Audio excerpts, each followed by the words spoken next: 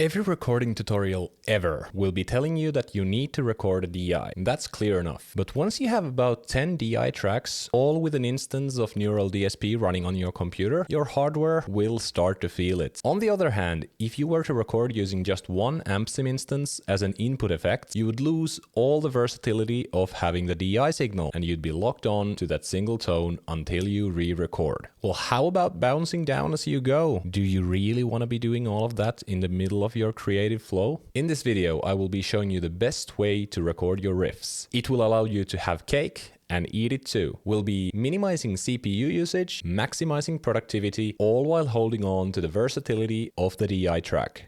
The concept here is to simultaneously record 2 tracks for each take. We can then use the input effects inside our DAW to process one of these tracks as it is coming in. After recording, you will have 2 tracks, both identical in playing, but one amped and one totally clean with no processing. This way you will only have a single instance of your amp sim running while keeping the benefits of the DI. Along with the versatility brought by reamping, seeing the DI is also a great help for editing your takes. This also makes it easier to record different tones inside one song because you only have to change it in one place and you can forget about any automation. Well, how do I set it up then? Well, it will depend a bit on your DAW. I'm going to show you the basic concept inside Studio One, and I'm sure you can catch on and apply it to any DAW of your choice. Firstly, we need to divide our input into 2. For me, this happens inside the audio input-output setup. Here you can see the physical inputs of my interface and how they match up to our DAW virtual inputs. We will make 2 virtual inputs to match the one input where we plug in our guitar. Name one guitar amp and one guitar DI. If your DAW doesn't allow splitting input channels, you can also use a DI box to split your guitar into 2 physical inputs on your interface like this. Find your input tracks inside the mixer. From here, add your favorite amp sim to the input labeled amp. From here, you will need to build the tracks inside your project. The hierarchy goes as follows. You will have a guitar's bus,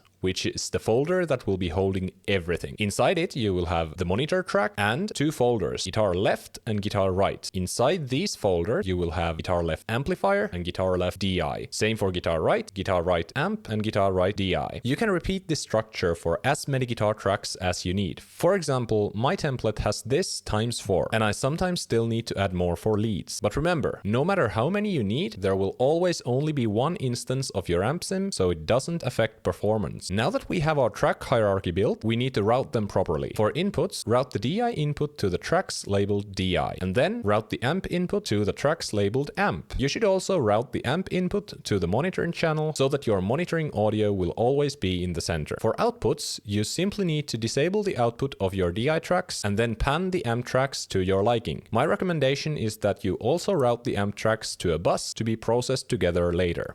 Alright, so next I'll be showing you how to actually use this template. Let's hop on to the DAW. Alright, so we are inside the DAW now, and as you can see, I've selected monitoring on the monitoring channel and recording on both the left amp and left DI channels, and I will be recording a small riff for you, and I hope it comes out good.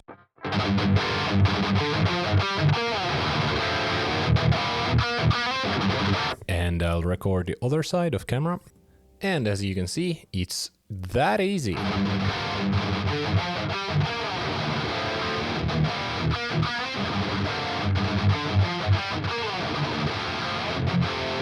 The thing is, this is super easy to edit. If you just scrolling close, you can see the DI signal. Like here, I was way off and all that stuff. Let's not look too deep into that. But you can also reamp this really fast. So if you want to reamp your sound now, you will just delete the old amp tracks like this, drop your actual VST amplifier onto the DI track, bring up the volume so you can hear it. Let's say I want to use, Henu is always good. There we go. And then we can put this on the other one as well. And let's put Unchained Django on the other one. And then export all of this onto new tracks. Put it all back to the original amp tracks. Delete the extra tracks. Turn down the DI tracks. And then disable the extra plugins that you put in. And here you go.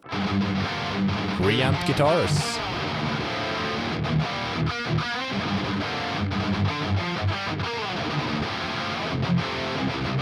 And that, my friends, is how to record guitars the smart way. If you want to take it a step further and maybe avoid reamping in its entirety, you can also disable the cabinet on your amp sim. After this, you can add something like Pulse IR Loader onto each of your guitar amp tracks and load a separate impulse response on each guitar track. This way, if you're not happy with your tone, you can just switch out the impulse response and not have to reamp at all. Just switching out the impulse response can actually make a bigger difference than only switching out the amp. So try it out and tell me what you think. Thanks for watching. I'll see you next time.